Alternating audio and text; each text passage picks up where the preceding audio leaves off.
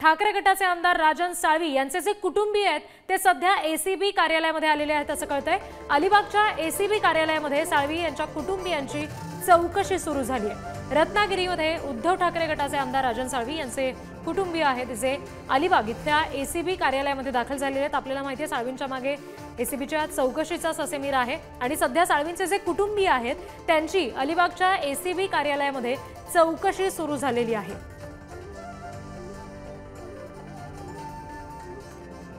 आणखी अपडेट्स आपण या संदर्भातले जाणून घेऊयात प्रतिनिधी निलेश शिरधनकर यांच्याकडून।